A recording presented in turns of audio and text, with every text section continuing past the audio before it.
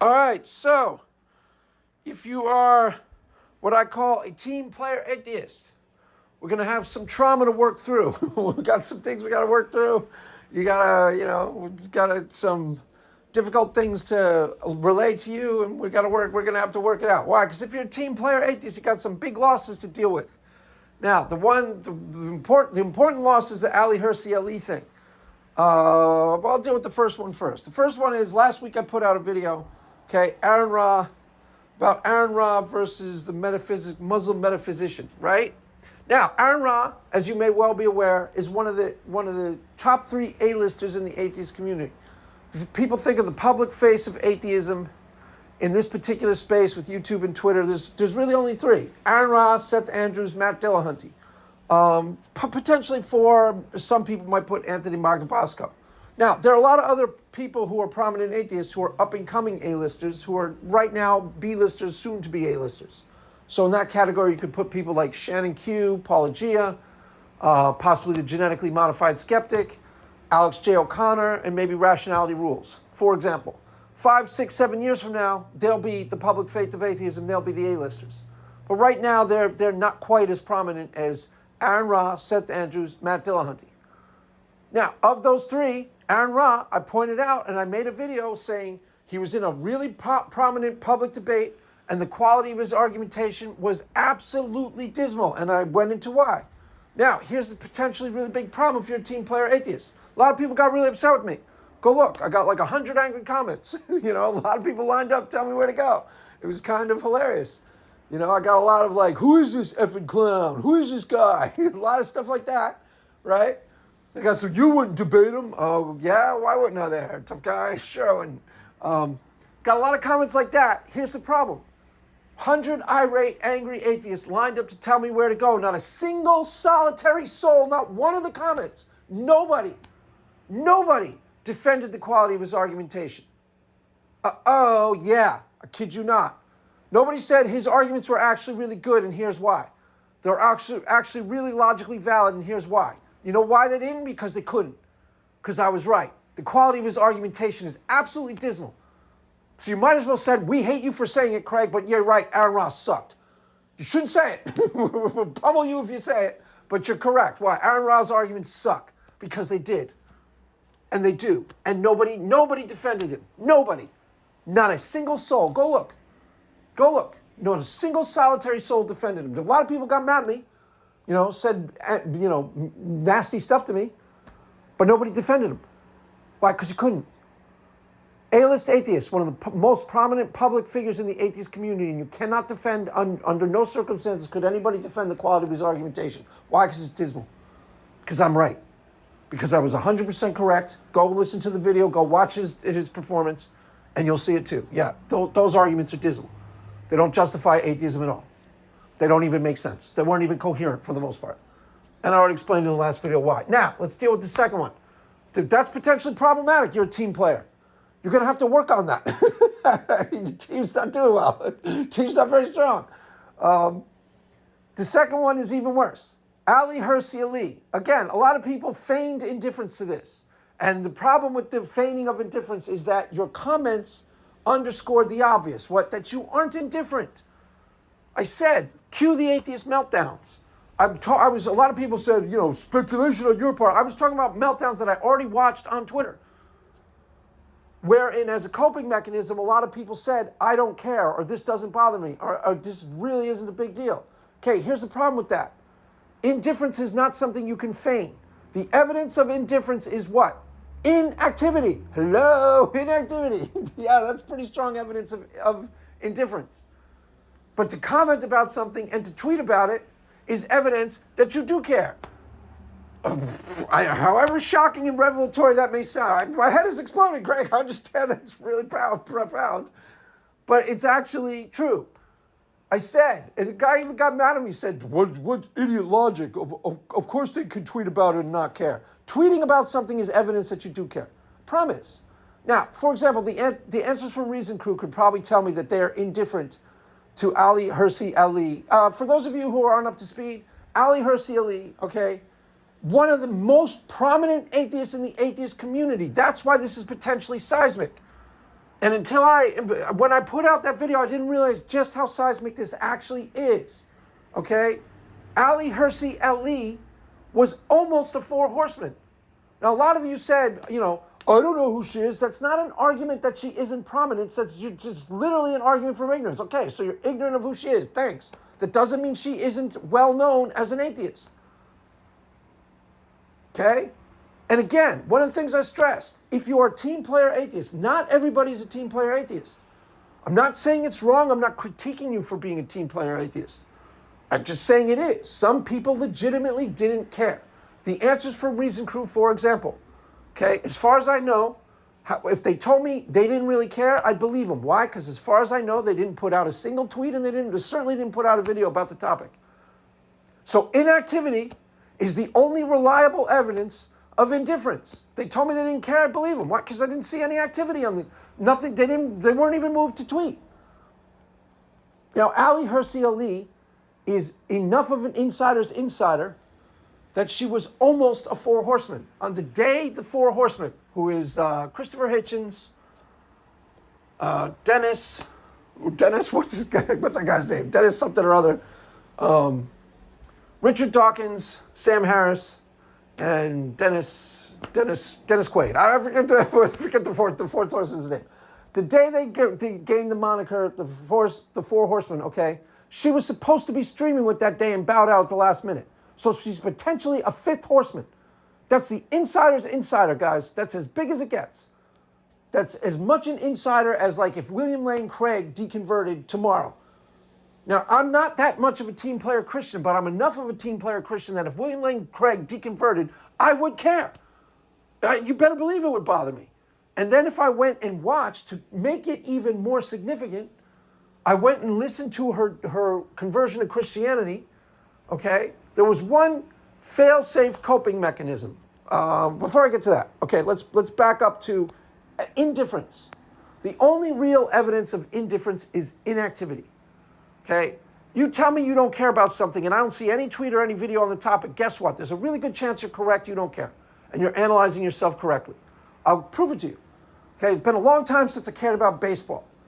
Baseball's a sport, you hit a bat, hit a ball, might have heard of it. I heard of it, yeah, okay. Long time ago, I was into baseball, way back when I used to flip baseball cards, I was like second grade. Okay, those were the days I was into the Yankees. That was the days of Bucky Dent and Reggie Jackson. Yeah, wow, that's a really long time ago, Craig, I understand that. Okay, going way back when. I think I stopped flipping baseball cards in like fifth grade. Stopped watching baseball around then. Haven't cared about it at all since, never. Now, what's the evidence of my indifference to baseball? You will never see me tweet anything about baseball ever. You'll never see, you can look at every video I've ever made, none of them are going to be about baseball, right? The inactivity is the evidence of my indifference. You can tell me the Padres won the World Series. I won't care at all. I won't even read the tweet. That's how little I care about the topic.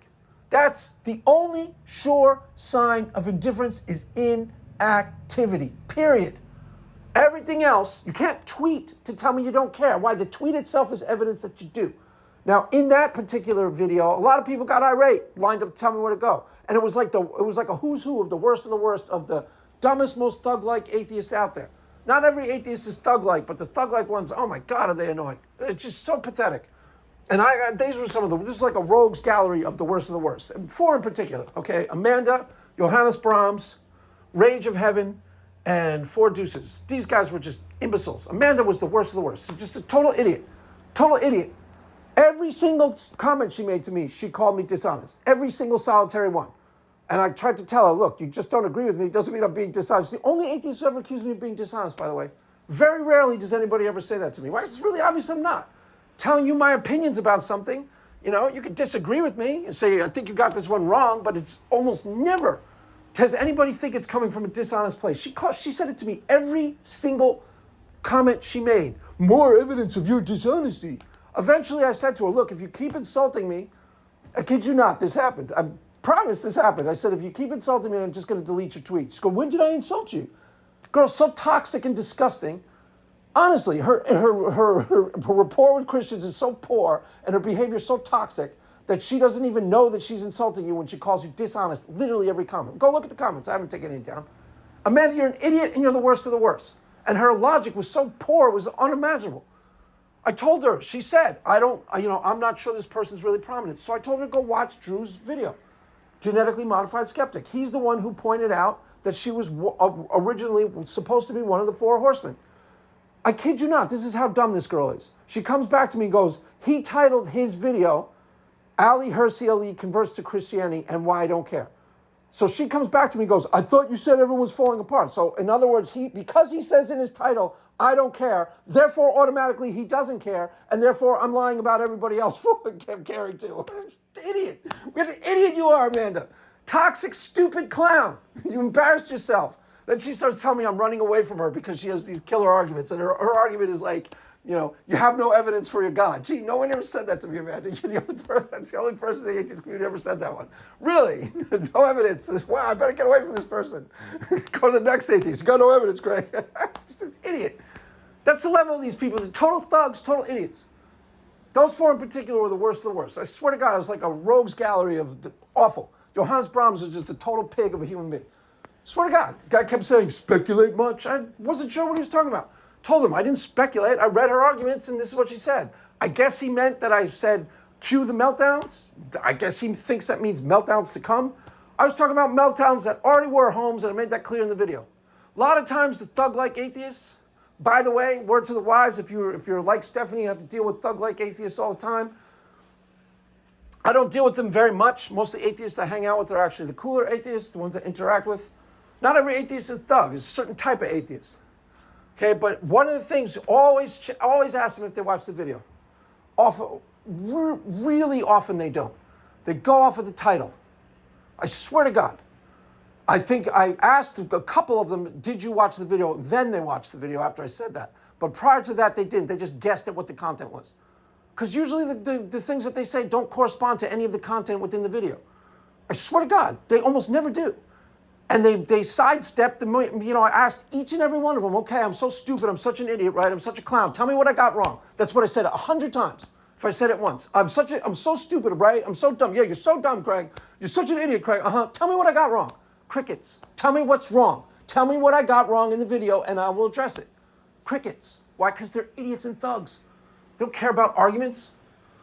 They're idiots and thugs. They don't care about arguments. They barely read they barely listen to the video and they barely process the information. That's all they're about. Thugs. So, anyways, they lined up to tell me where to go. Now, why is this potentially problematic? Well, it's potentially a big deal for this reason. So, to cover the ground I already covered, to reiterate the ground we've already covered, if you are an atheist and you tell me you are indifferent to Ali Hery, it's possible. It's not possible that you put out a video on the topic and you're indifferent. That's not evidence of indifference, that's evidence that you actually care. And the meltdown could be, those 4 people melted down. They lined up to tell me where to go. They made 100 comments and all full of insults. That's meltdown. That's a meltdown. I'm sorry. I'm sorry you also lack self-awareness. You, Amanda. You melted down, Amanda. Where's these meltdowns? You, Amanda, you idiot. You made 100 comments. Compulsively commented with compulsive insults. That's evidence of a meltdown. I can prove it to you. I watch a lot of atheist videos. Very rarely am I moved to even comment on the video. But I can think of something that would make me melt down for sure, that would trigger me. If they started talking about my wife, you better believe I'd get triggered. You better believe I'd melt down. There's nothing they can say about Christianity could probably get me all worked up, but, because I've heard it all before. So I can't think of anything they'd say like, Christians are dumb or whatever. I can't think of anything along those lines. But they started talking about my wife, okay, you better believe I'd get triggered. And what would be the evidence of the triggering? I'd act exactly like these thug-like atheists. I wouldn't even be able to get through the video, and then I'd start making 100 comments in a row, firing off comments, and I'd be all full of insults. So I'm sorry you idiots are so lacking in self-awareness. That's your fault, not mine. Totally lack self-awareness. But you guys melted down yourself. And again, if you're a team player atheist, suck it up. Suck it up, buttercup. I'm not saying it's wrong. I'm not necessarily critiquing you for being a team player atheist. I'm critiquing you for lack of self-awareness. You can be traumatized by it and just be open about the fact. The fact that you fired off 100 comments is evidence of trauma. Sorry. Sorry for pointing out the obvious. I know for a fact Dave Rollins wasn't traumatized. Why? He barely commented. He commented on my video alone because I tagged him to it. Other than that, he wouldn't even comment on my video. Didn't make any comments that I saw, and they didn't make any videos. That's evidence of what? Indifference. Inactivity is the only sure evidence of indifference. When I tell you I don't care about baseball, there's some evidence to back it up. Why? I've never tweeted about baseball, and I've never made a video about baseball. Had I made a video about baseball, that's some evidence that I do care no matter what I say. No matter my protestations to the contrary. Okay? The activity itself is evidence that I'm not indifferent, that I care. You don't tweet about things you don't care about, and you certainly don't make videos if you don't care. That's how it works. Again, sorry to have to point out the obvious all the time, but that's exactly how it works. And I'm not saying you're wrong to care. So let's go over why you should care if you're a team player. Let's say a really prominent Christian, William Lane Craig, I get word that he deconverts. It would actually probably bother me. It would. I'm not a big team player Christian, but that might bother me. Because it's a prominent enough Christian that I'd be like, that's really weird. And then if I went and watched it, why he deconverted, and he had good arguments, I'd be like, wow. I'd be sober-minded about it, to tell you the truth. I'd be like, uh-oh, guys, we're in trouble. We got to really process this one out. And that's exactly what happened with Ali Hery.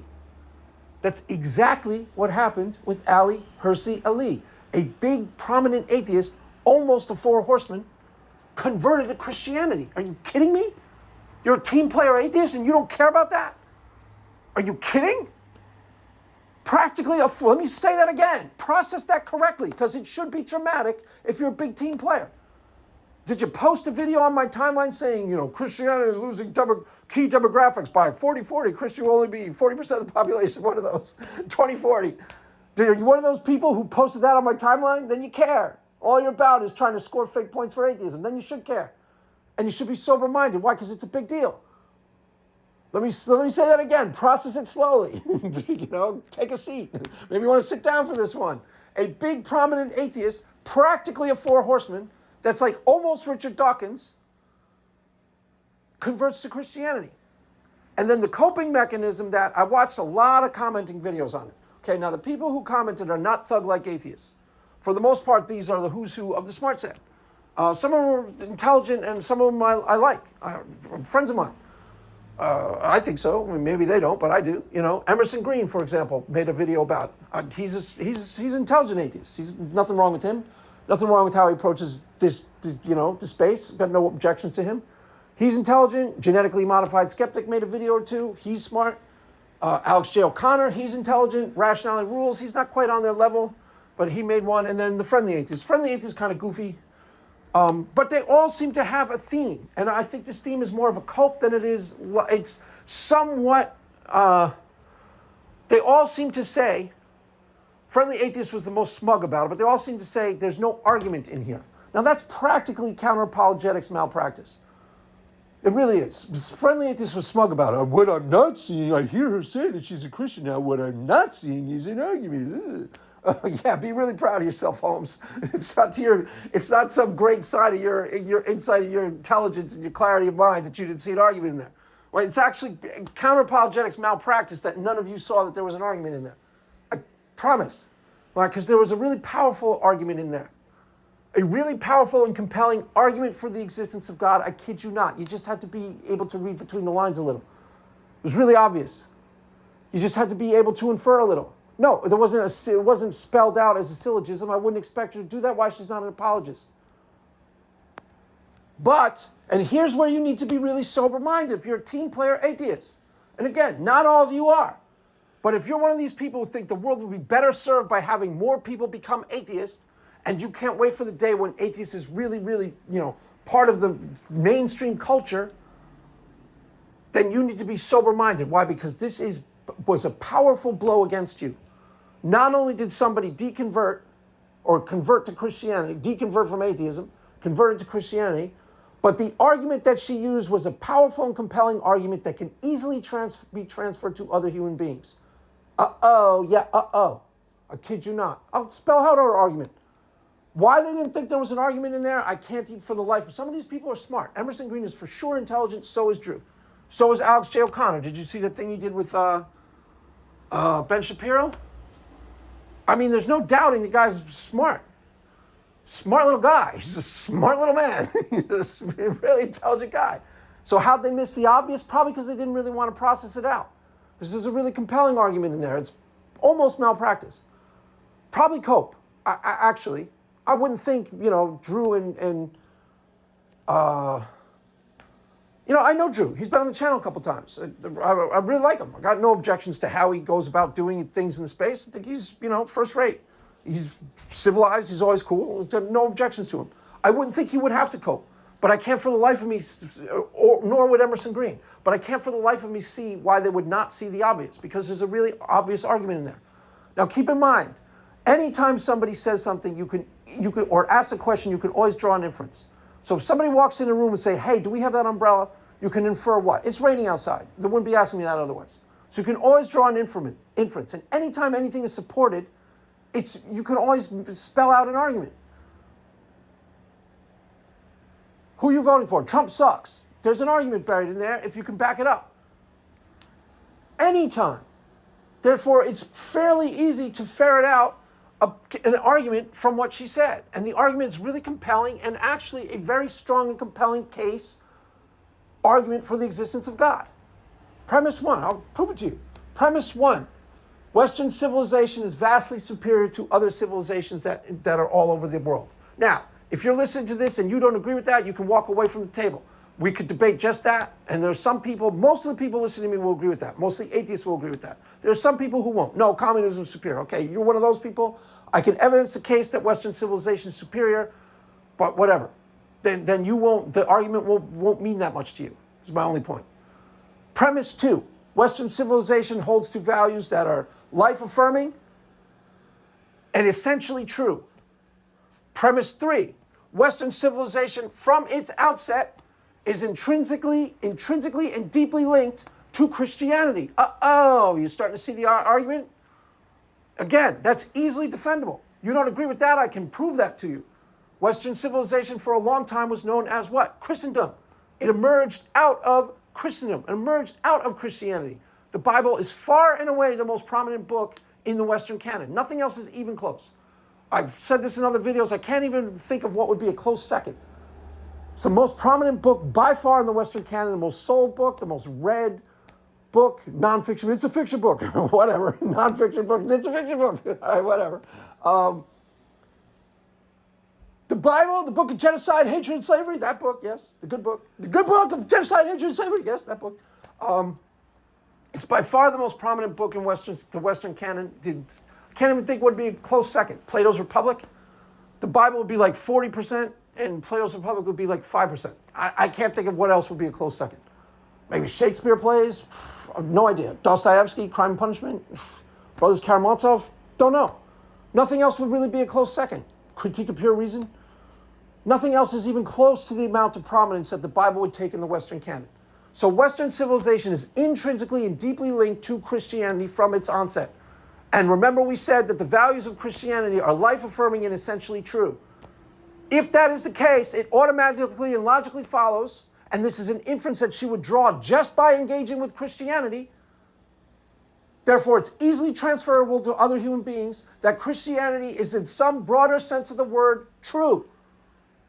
Hello. Welcome to a powerful argument. That's the argument. And if any of you think that argument's not compelling, comment. Instead of commenting, tell me where to go and what an idiot I am. Challenge that in the comments. I dare you. Why? Because you can't. Instead of telling me where to go and being such a, tough guy, I'm so smart and you're so dumb, Craig, fine. Prove to me that I'm wrong by challenging the quality of the argument alone. You can't. Why? Because there's a really compelling case for that argument. And it's easily transferable to other human beings. I can prove it to you. I can literally prove it to you in this video. So that's a really compelling argument. That's why she started trending towards Christianity. The other thing people said is, I don't see anything about the blood of Jesus and the resurrected God. Okay, Christianity is a process, guys. Christianity is a process. That's not a very compelling, counterexample either. Why? Because a lot of people, I myself am a very committed Christian. The first year I became a Christian, it was very different than how I am now. Sometimes Christianity is just a process that you start. And she's just further along the road to Christianity than someone like Jordan Peterson. So the fact that she didn't mention like Jesus rising from the dead and stuff, that's irrelevant. she started becoming a Christian, and then when asked why, she gave a really compelling argument for the existence of God, or why Christianity is true. One that's going to be really hard to argue against. Easily transferable to other human beings. And why is this of relevance to me? Is because that's the only type of arguments I've ever cared about in my video are ones that can actually move the needle. That's why you don't see me dealing with a lot of stuff. In the last the video I made of, Ayaan, there was a thing about the contingency argument. You didn't see me defending the contingency argument all that firmly. Why? Because I don't really care about it all that much. Why? Because it doesn't move the needle. And I'll prove it to you, and I'll tell you exactly why. Only a handful of arguments that I ever deal with. Ones that I think can actually have real world cachet. I talk to a real human being in the real world, and this can actually plant some seeds. Those are the only ones I care about. So the ones I've dealt with time and time again, argument from religious experience. Okay, why? Because I became a Christian because I had a really powerful and compelling religious experience. That can move the needle. The problem with that as an argument is that you have no epistemic access to my inner life, which I understand very well. So I can tell you that I had a powerful religious experience. I can tell you that I had powerful religious experiences almost every single solitary day of my life. You don't have any epistemic access to my inner world, so you have to just believe me, or that's why it's limited as an argument. Same reason, by the way, as I pointed out, that the hiddenness argument is also limited. Hello? One of those proponents of the hiddenness argument. It's also limited. I'll point that out in one of the next videos. Hello? Yeah, looking at you. Hello? So that's one I've dealt with in my videos, because I know for a fact it can move the needle. It's why I became a Christian. But it's limited as an argument. Why? Because you need to have granted epistemic access to my inner world. I can tell you, I can go see a movie and tell you it's powerful. Unless you see the movie itself, you won't know whether it's true or not. Schindler's List is one of the most powerful movies you will ever see. That's the truth. Okay? You go see Schindler's List in order to know if I'm telling you the truth or not. You can't just listen to me tell you about it. Qualia is content specific, and it's not transferable by word of mouth. You have to experience the thing firsthand. So that's why the limitations on that is an argument. That's why I started poking around for other arguments. And one of the ones that I talked about in the other video is very similar to the Ali Hery one. But the one I just laid forth that she actually said is actually powerful. So, for example, to show you how this works, beginning of October, a friend of mine came out to visit me from college. This girl I lived with in college for a while. And I wasn't sure where she was at. I wasn't sure if she knew I was a Christian. I told some people, I know them through Facebook at this point, so I don't know how much it circulated. Don't know if she knew the extent of what I was doing with Christianity. It would surprise her that I was Christian if she didn't know. Well, I wasn't exactly Mr. Religious in college, let's just say. Wasn't exactly like on the bingo card. Yeah, that guy's going to become like, a really important Christian or a really big deal Christian. That's so obvious. Nobody would have guessed that at all. I was a freaking alcoholic in college. Functional alcoholic at that time, but, party guy. You can imagine the type of person I was in college. I was fun, but we would drink 5 days a week. Basically, start out Wednesday night, bucket night at Michael's, go out drinking Thursday night, Friday night, Saturday night, and then usually cap it off with Sunday of Bloody Marys. That's how I knew her. So anyway, she comes out to California and we hang out, and I was, I asked her, I wasn't sure where she was at. I thought maybe her husband might have been a conservative. I think he was, but they got divorced. So I wasn't sure where she was at with any of this stuff. So it turns out she's sort of somewhat of a wokester. Not a terrible one, but, she's moved a lot to the left, which I wasn't necessarily expecting. But I asked her, I'm interested, told her what I do. Has she heard of apologetics? No. Do you know what that is? No. By the way, that's a really common thing. Apologetics is really rarefied. So rarefied, in fact, Christmas Eve. I kid you not. Christmas Eve, we ran into this girl that we knew from church who's a committed Christian. Weekly meetings, that type of Christian. Okay? I told her that I have this YouTube channel where I do apologetics. What's apologetics? She didn't even know what apologetics is. That's common. Even amongst Christians, I find about 20% of the people even know what apologetics is. I'm not kidding. Even amongst Christians, even amongst, committed Christians, it's rare that people know what I'm talking about. So anyways, with Kathleen, I started asking her, has she had a religious experience? That's one of the only ways in. And she said no. I told her what happened to my sister. My sister had this feeling where she just had her first child. She's sitting on a beach. She felt this profound sense of peace and oneness, I guess, with the universe, and felt like there's absolutely God and I'm here for a reason. It's just an experience. I asked Kathleen if anything like that has ever happened to her. She said no. Then I said to her, I wouldn't necessarily expect you to be anything other than agnostic. She was agnostic. Wouldn't necessarily expect anybody to be other than agnostic if they haven't had that. Right? Okay. So that's the one argument. That's the potential. We're having conversations, catching up on old times. That's the only potential in other than this Ali Hery values-based argument. If you started, my friend, so put it this way, my other friend from Pasadena is becoming more and more Christian. Everyone pointed out that Ali Hery is becoming anti-woke. Okay, if you start becoming anti-woke and you start looking around at the society that we live in and you start getting troubled, in your spirit, you start going, things are getting a little bit out of control. You're going to start trending in the direction of Ali Hery, and you're going to start coming to the same or very similar conclusions. Why? Because they organically occur.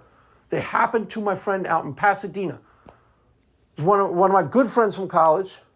And keep in mind, this guy's like, me and him were, this is a guy I went to see the Sex Pistols with. My wife calls us Dumb and Dumber. I swear to God. And it's legit for the most part. We were the two of the crazy ones in college. There was a lot of discussion as to who was the crazier of the two. And he was a crazy alcoholic Russian. And for a long time, I always assumed that he was considered the crazier of the two of us. Why? Because he was really out there. I mean, this guy was nutsy. Really out there.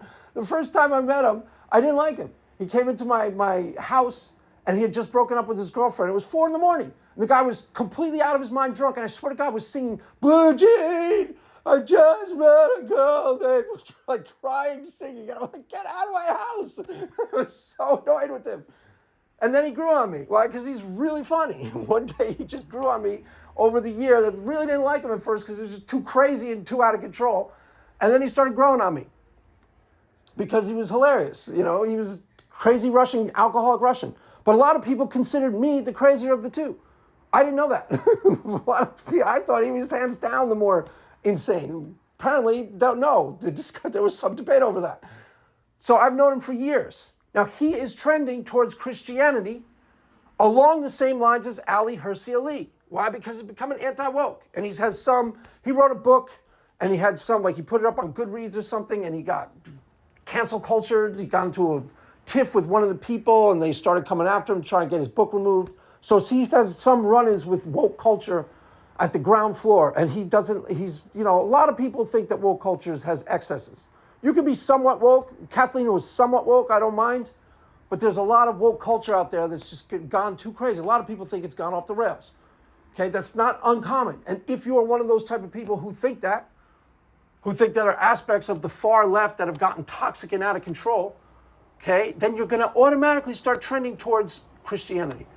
He's starting to trend automatically towards Christianity, independent of any seeds I am planting in him. I kid you not. Therefore, the argument has real-world cachet, and the inferences are one that you organically draw by yourself. They don't need to be presented to you in syllogistic form. Why? Ali Hery started to come to those intuitions by herself. They make sense. All of you are aware of what's going on with Pine Creek, right? He's got his conservative side that I think is a lot more honest than his atheist side. His conservative side seems genuinely from his heart. Okay, it wouldn't surprise me if he starts trending towards cultural Christianity because of that. Is that uncommon? No, it makes sense. Richard Dawkins. A lot of people said Richard Dawkins has been anti-woke for years. Wouldn't surprise me if Richard Dawkins, he might not ever start to believe in God, but he could easily start trending towards cultural Christianity, which is a little different. Why? Because the two go hand in hand. Conservatism in its original form, what we mean today by left and right isn't really the father of modern conservatism. A lot of you won't know this. Edmund Burke is called the father of modern conservatism. What put him on the map is a famous essay called Reflections on the Revolution in France. And it was basically arguing that the French Revolution was out of control and chaotic and insane. And I think it was prophetic because I think it was before the actual Reign of Terror. The French Revolution started out promising, liberty, equality, fraternity, and then it descended into beheading everybody, it descended into pure chaos, pure madness. A lot of people don't know that. So it started out really hopeful, rights of man. I forget what the actual thing they produced was like, something of the rights of man, guarantees of the rights of man, or something like some famous thing. But then it very soon descended into absolute chaos. And the main person who was beheading everybody wound up beheaded, Robespierre. It became a revolution that ate itself in its excesses. And it was called the Reign of Terror, where they were just killing everybody, basically. So he wrote a very famous thing that was arguing that reform should be piecemeal. And you should respect for tradition and values and traditional past. That's the essence of what conservatism actually is. It's not how it translates into today's world. But that type of idea of conservatism goes hand in glove with Christianity. And a lot of the people, you talk about trad Catholics and trad Orthodoxies, can disagree about a lot of stuff, but they're sent to be simpatico along those lines. So it goes hand in hand with Christianity. If you start becoming troubled by the world around you and how out of control it seems, you're going to automatically start gravitating towards, things that are bastions of traditional values, or known as bastions of traditional values. You might not agree with every value that they present. It's just what you're going to find them more appealing. Okay, that's part of how I started turning towards Christianity. I was very chaotic and very alcohol, drug-addled. And I remember saying to someone when I was 25, we went to a concert at SUNY Purchase, and we were drinking, and I remember saying, I can't wait to start working full-time. And she looked at me and was like, absolutely insane. What are you talking about? And I was like, I was just craving order and stability. And I didn't recognize that working full-time doesn't provide that. Why? Because people are evil and insane at jobs, and they're sick. But I was like, it made sense to me why I said that to her. She looked at me and was like, crazy. Like, she'd been working full-time. She's like, it's absolutely terrible. What are you talking about? What I was craving was stability, order, sanity. And if you look around and see that the society we live in has gotten out of control, those arguments start to make automatic sense to you. So, for example, with Kathleen, when we started walking around more during the day, okay, then I started asking her questions, and then we got onto the topic of smash and grab robberies. Everybody know what that is? They haven't hit everywhere all over the country. They hit here in California with force. And she was really troubled by them. Smash and grab robberies are these things where an army of 50 people come in and loot a store. It's insane. It's actually civilization ending. And if you've seen it on the news, it's been misrepresented to you. Why? Because it's happening in the suburbs. It's not just happening in the inner city. They've showed you a video that was happening last Christmas, and it said, Los Angeles. It wasn't Los Angeles. It was Topanga County Mall, which is the suburbs, which is really horrifying, which means there's no safe haven. This takes root, and this is civilization ending. I swear to God, it's apocalyptic. So if you see that and you get troubled by that, you're going to naturally start thinking about life rafts, preservations of society, the stuff that Ali was talking about. And one of the bulwarks of civilization, okay, was and is Christianity. And now there's really compelling arguments along those lines. And I'm not telling you something that you shouldn't already know. So her argument, and it does go deeper than just an argument for this is the better way to live. Because again, the natural inference, if these values are actually life-affirming and essentially true, and they're intrinsically linked to Christianity from their onset, then the natural organic conclusion that is automatically drawn, remember I talk about that in other videos. You can't logically infer. If you can logically infer that Christianity must be in some larger sense of the word true. Now you still can decide which parts of Christianity are true and which parts probably aren't, but you're still trending towards Christianity. You're still trending in your mind and in your heart towards Christianity. It's exactly what is happening to my friend Mansour out in Pasadena. He said to me, he has offered to me, independent of any seeds I've ever planted in him. I usually don't witness to him. The rare exception was he was going through marriage stuff and I told him to call up a prayer line or something like that. Very rare that I plant seeds. Why? Don't have to. Who I am now is so radically different from who I was then that it's pretty stark. Pretty stark. The difference is really stark. So I don't have to witness to him. I don't have to keep, you need Jesus in your life. It'd be annoying, actually be counterproductive. But he has come to me independent of any seeds I've ever planted in him and saying things like, do you think this is something to do with spiritual warfare? I'm like, well, no, really? No, not at all. Yeah. Stuff like that. So this is a normal, it is not only is it an argument, it is a compelling argument. It is an argument that can easily move the needle in the real world with real human beings, independent of any debate that takes place in this space. So if you are a team player atheist, it should give you pause. Why? One of the biggest, best and brightest up-and-coming stars in the atheist community converted to Christianity. Uh-oh. Yeah, uh-oh. Uh-oh. Yeah, uh-oh. If you're a team player atheist, get on it. Why? Because there's potentially problems in that. You should be sober-minded. Again, I'm not saying it's wrong to be a team player atheist. Some of you may have legit reason. If you think religion is traumatic and whatever crap you think, whatever BS you think about religion, it's traumatic and terrible. Yeah, right, fine, whatever. It's traumatic and terrible. It traumatizes people. Whatever, bug up your butt you have about Christianity in general, in particular, or religion in general. Okay, this is a sign. This is a sign that, Christianity ain't going anywhere. And even in the United States of America, we're starting to gain ground again. So, be sober-minded. That's all I'm saying. I'm not faulting you if you're a team player atheist. I fault you if you insult me in the videos. There's plenty of stuff that you can argue with. You don't have to insult me. By the way, the people who insult me, you never say anything. I always go, well, tell me what's wrong. Tell me what I got wrong. They never do. That's why they come with insults. Why? Because I got nothing else to say. It's idiots. It's a pack of idiots. Now, I don't expect any intelligent atheists to comment on the videos. They rarely do. Do they watch them? I guess. I don't know, because they never comment. All I'm saying, this is more towards the goofy atheists. You goofy idiot atheists who browbeat people and are on Twitter to antagonize everybody. Okay, you're losing ground in a lot of ways. Be sober-minded. Why? Because that's a big loss. That is basically seismic.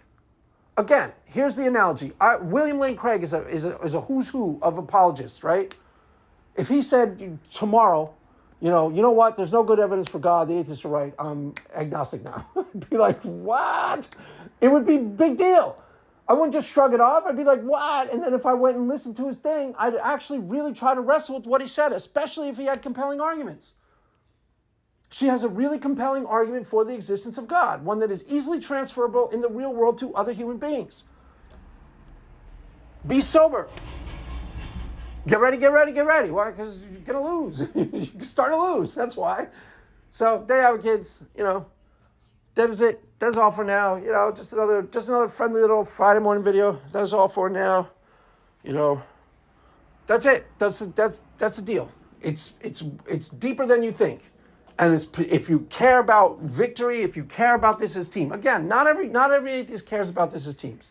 A lot of them don't. The first most common type of atheist is a goofy thug who's like, got any evidence for the sky fairy? That guy, that clown. That guy shows up en masse to my videos now. I get about 100 of them. And they're idiots. To a man, idiots. Intellectual bullies, but idiots. Ironically. The second most common is like Danish debaters, an honest actor who doesn't really care about teams. They don't even know what the other atheists are doing. They don't care. They look at the arguments for God and they're honestly not compelled or moved to believe in God. So they just think it's a more honest position. So they stay in their position. And they're generally honest actors who say, check the receipts, they're going to check the receipts. They spend as much time critiquing other atheists, the goofy things that other atheists say, as they do critiquing religious people. They aren't on the propaganda wheel. The other guys are on the propaganda, anti-Christian propaganda, 24 hours a day, 7 days a week. And for them, this should be traumatic. It should be a wake-up call. Absolutely, it should be a wake-up call. Again, an almost 4 horsemen converted to Christianity. And she used an argument that would easily hold sway with Richard Dawkins himself. Hello. Easily hold sway with Richard Dawkins himself. Hello. Is he going to become a believer? I don't know. But he could easily become a cultural Christian. Easily. Without anything else happening. So that should give you pause. And I don't see how you get out of it. I honestly don't. So there you have it, kids. That is all for now. Mass has ended. Go in peace. Amen.